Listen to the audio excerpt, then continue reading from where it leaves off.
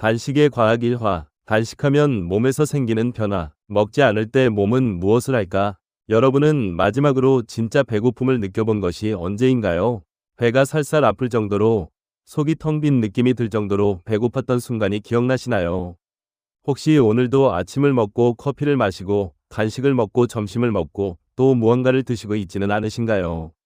만약 하루 종일 이렇게 먹고 있다면 우리 몸은 언제 저장된 에너지를 사용할 수 있을까요?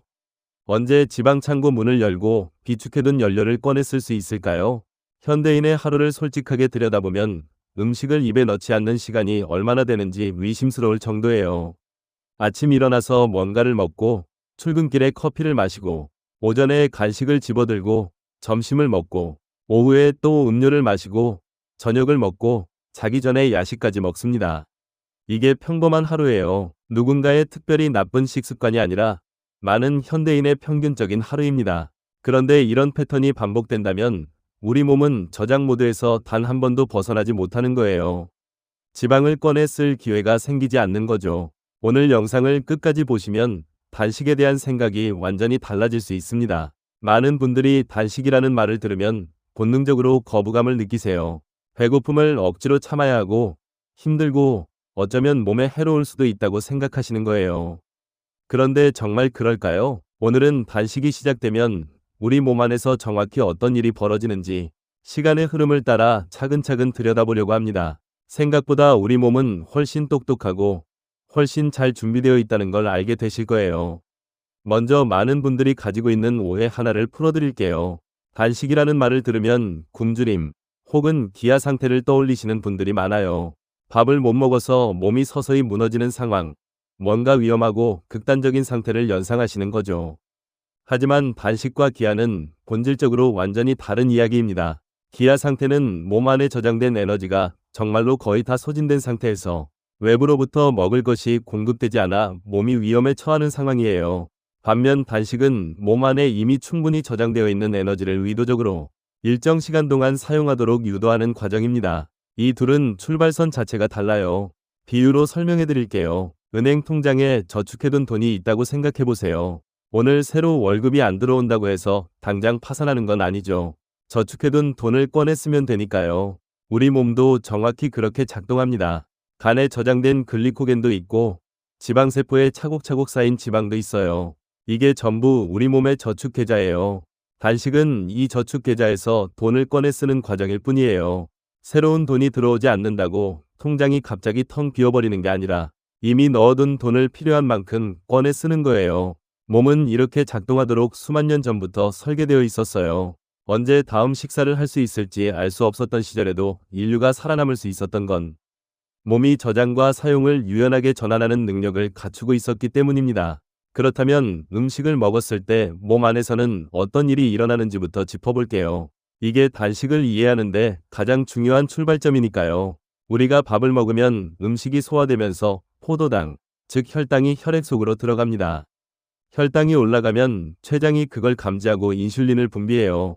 인슐린은 혈액 속 포도당을 세포 안으로 넣어주는 열쇠 역할을 합니다. 세포들이 에너지를 받아서 사용하고 남는 에너지는 저장됩니다. 처음에는 간과 근육에 글리코겐 형태로 저장되고 그 창고가 꽉 차면 지방으로 변환되어 지방세포에 쌓이게 됩니다. 이 모든 저장 과정은 인슐린이 높은 상태에서 일어납니다. 인슐린이 높은 동안 몸은 저장 모드에 고정되어 있고 이 상태에서는 지방 창고 문이 잠겨 있어서 꺼내 쓸 수가 없어요. 창고에 새 물건을 계속 들이고 있는 동안은 기존 창고에서 뭔가를 꺼내줄 여유가 없는 거예요. 반대로 말하면 인슐린이 낮아져야 비로소 지방 창고 문이 열리기 시작합니다. 그리고 그 인슐린을 낮추는 가장 자연스러운 방법이 바로 음식을 먹지 않는 시간, 즉 공복 시간을 갖는 거예요. 자, 이제 마지막 식사를 마친 후부터 시간이 흘러가면 몸 안에서 어떤 변화가 일어나는지를 시간대별로 따라가 볼게요. 먼저 단식을 시작한 지 4시간 정도가 지났을 때입니다. 이 시점에서는 아직 크게 눈에 띄는 변화는 없어요. 몸은 여전히 방금 들어온 식사 에너지를 처리하고 소화하는 데 집중하고 있는 시간이에요. 혈당도 식사 직후의 영향이 아직 남아있고 인슐린도 완전히 내려가지 않은 상태예요. 소화 효소들이 활발하게 움직이고 영양소가 혈액으로 흡수되고 있는 단계입니다. 비유로 말씀드리면 방금 월급을 받아서 그 돈을 쓰고 있는 상황이에요. 생활비를 계산하고 필요한 곳에 돈을 쓰고 남는 건 저축하는 단계예요. 아직 저축 통장을 굳이 들여다볼 필요가 없는 시점입니다. 이 4시간 구간에서 특별히 드라마틱한 일이 일어나지는 않아요. 그저 몸이 들어온 에너지를 처리하고 있을 뿐입니다. 중요한 변화는 이 다음부터 시작됩니다. 8시간 정도가 지나면 이제 조금씩 의미 있는 변화들이 나타나기 시작합니다. 혈당이 점차 안정되면서 식사 직후처럼 높지 않은 상태로 내려와요. 인슐린도 이에 따라 서서히 낮아지기 시작합니다. 몸은 이제 막 받은 월급, 즉 식사로 들어온 즉각적인 에너지를 거의 다 써가는 시점이에요. 그러면서 슬슬 이제 저축 통장도 한번 들여다봐야 하나 하는 단계로 접어들기 시작합니다. 아직 본격적으로 지방을 꺼내 쓰는 단계는 아니지만 몸이 조용히 모드 전환을 준비하는 시기예요. 생활비를 다 쓰고 나서 저축 통장 잔액을 확인하기 시작하는 단계라고 생각하시면 됩니다. 잔액은 충분히 있어요. 다만 이제 막 꺼낼 준비를 시작하는 거죠. 이 시간대에 많은 분들이 슬슬 배고픔을 느끼기 시작하는데 그 배고픔이 몸이 무너지고 있다는 신호가 아니에요. 저장된 에너지를 꺼낼 준비가 됐다는 신호에 가깝습니다. 배고픔을 다르게 읽기 시작하면 단식이 조금 덜 두렵게 느껴질 거예요. 12시간 정도가 지나면 이제 좀 더 중요한 변화가 나타납니다. 인슐린이 더 분명하게 낮아지기 시작해요. 그러면서 몸은 저장해둔 지방에 본격적으로 관심을 갖기 시작합니다. 창고 문의 자물쇠가 풀리기 시작하는 단계라고 생각하시면 이해가 쉬울 거예요. 아직 창고 문이 활짝 열린 건 아니에요. 하지만 아까까지는 꼼짝도 안 하던 자물쇠가 이제 조금씩 돌아가기 시작하는 거예요. 이 시점부터 몸은 외부에서 들어오는 에너지가 아니라 내부에 저장된 에너지를 더 적극적으로 들여다보기 시작합니다. 간에 저장해두었던 글리코겐을 꺼내 쓰면서 동시에 지방도 조금씩 에너지원으로 쓰이기 시작하는 전환이 일어납니다. 그리고 중요한 건 이 시간대가 많은 분들이 매일 잠을 자면서 자연스럽게 경험하고 있는 구간이라는 거예요. 밤 10시에 저녁을 먹고 아침 6시에 일어난다면 이미 8시간의 공복이 생기고 아침을 미루면 12시간 공복이 되는 거예요. 잠자는 동안 몸은 이미 이 변화를 조용히 경험하고 있었던 거죠. 그리고 많은 분들이 가장 관심 있어 하시는 구간, 바로 16시간 전후입니다. 이 시점이 되면 인슐린이 충분히 낮아진 상태가 유지되면서 지방을 에너지로 사용하는 비율이 눈에 띄게 늘어나기 시작합니다. 몸이 외부 연료 대신 내부 연료를 쓰는 방향으로 본격적으로 전환되는 단계예요. 외부에서 음식이 들어오지 않으니까 몸이 알아서 예비 탱크를 열기 시작하는 거예요. 이게 바로 많은 분들이 간헐적 단식이라는 방법으로 16시간 공복을 선택하는 이유 중 하나입니다. 16대 8이라고 들어보셨나요? 하루 중 16시간을 공복으로 유지하고 8시간 안에 식사를 마치는 방법이에요. 처음 들으면 대단히 어려울 것 같지만 실제로는 생각보다 어렵지 않을 수 있어요. 예를 들어 저녁 8시에 마지막 식사를 하고 다음날 낮 12시에 첫 식사를 한다면 그게 바로 16시간 공복이에요. 잠자는 시간 8시간이 이미 포함되어 있으니까 실제로 깨어 있으면서 공복을 유지해야 하는 시간은 8시간 정도밖에 안 되는 거죠. 물론 이 시간은 사람마다 평소 식습관에 따라 조금씩 다를 수 있어요. 어떤 분은 이보다 더 빨리 전환이 시작되고 어떤 분은 조금 더 시간이 걸릴 수도 있습니다. 몸 상태에 따라 개인차가 분명히 있어요. 여기서 꼭 짚어드리고 싶은 게 있어요. 단식 중에 몸이 굶어 죽어가는 게 아니라는 점입니다. 이 오해가 너무 많이 퍼져 있어서 많은 분들이 공복 상태가 길어지면 괜히 불안해하거나 두려움을 느끼세요. 하지만 몸은 생각보다 훨씬 똑똑하게 작동합니다. 음식이 들어오지 않으면 몸은 즉시 비상 상황으로 돌입하는 게 아니에요. 차분하게, 질서 있게 저장된 에너지를 꺼내서 쓰는 시스템을 작동시킵니다. 이건 마치 정전이 됐을 때 비상발전기가 자동으로 돌아가는 것과 비슷해요. 전기 공급이 끊겼다고 집안이 바로 멈추는 게 아니라 미리 준비해둔 비상발전기가 자동으로 가동되면서 필요한 만큼 전기를 공급해주는 거죠. 우리 몸도 마찬가지예요. 음식이 안 들어오면 미리 저장해둔 지방이라는 예비 연료를 꺼내서 필요한 에너지를 만들어냅니다. 뇌도 돌아가고 심장도 뛰고 근육도 움직여요. 다만 연료의 출처가 음식에서 지방으로 바뀌는 것뿐이에요. 이게 수만 년 동안 인류가 살아남을 수 있었던 이유이기도 합니다. 먹을 게 없는 날이 있어도 몸이 알아서 비상 시스템을 가동했기 때문에 버틸 수 있었던 거예요. 우리 몸에는 그 능력이 지금도 여전히 있습니다. 그렇다면 단식이 요즘 이렇게 많이 주목받는 이유는 뭘까요?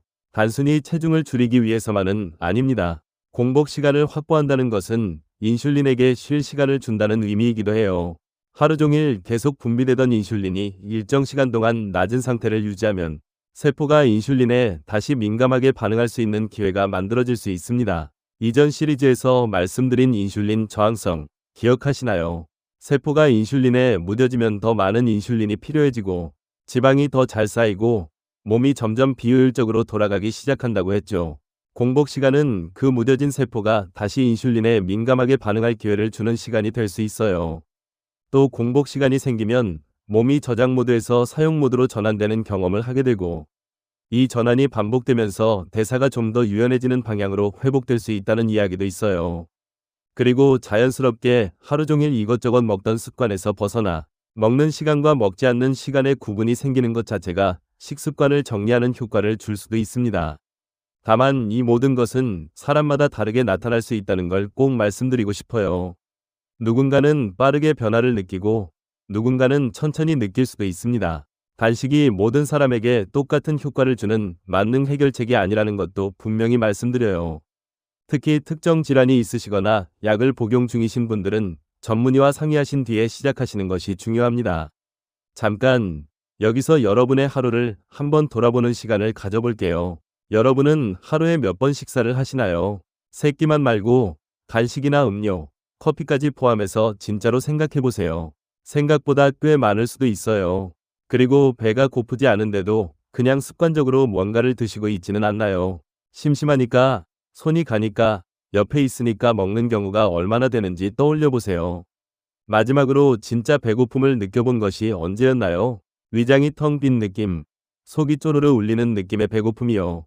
이 질문들에 솔직하게 답해보시면 여러분의 몸이 평소에 얼마나 자주 저장 모드에 머물러 있었는지, 그리고 사용 모드로 전환될 기회가 얼마나 있었는지를 짐작해 보실 수 있을 거예요.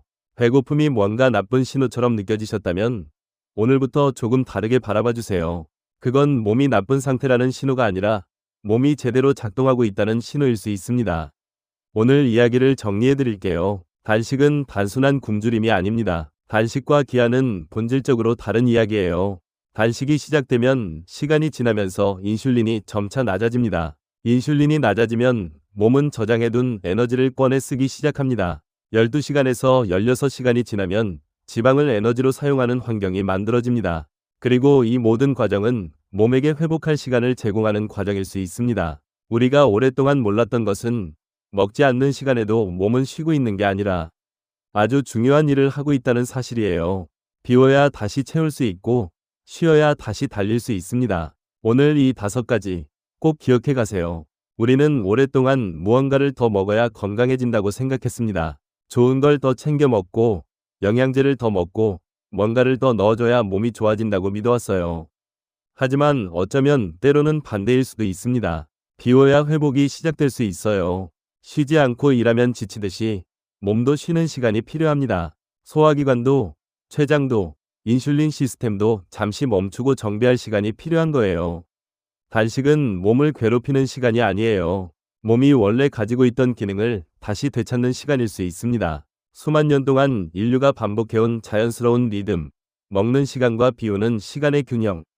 그 균형을 조금씩 다시 찾아가는 것에서 변화가 시작될 수 있습니다. 그렇다면 이런 질문이 자연스럽게 떠오르실 거예요. 단식을 하면 정말로 지방이 타기 시작할까요? 왜 많은 사람들이 단식을 시작하고 나서 체중 변화를 경험했다고 말할까요? 지방이 실제로 에너지로 쓰이는 과정은 어떻게 일어나는 걸까요? 그리고 단식 중에 근육이 빠진다는 이야기는 진짜일까요? 다음 영상에서는 단식과 지방 연소의 진실에 대해 훨씬 더 깊이 들어가 보겠습니다. 지방이 실제로 에너지로 전환되는 과정을 쉽고 구체적으로 풀어드릴 거예요. 다음 영상도 꼭 함께 해주세요. 오늘도 끝까지 봐주셔서 감사합니다.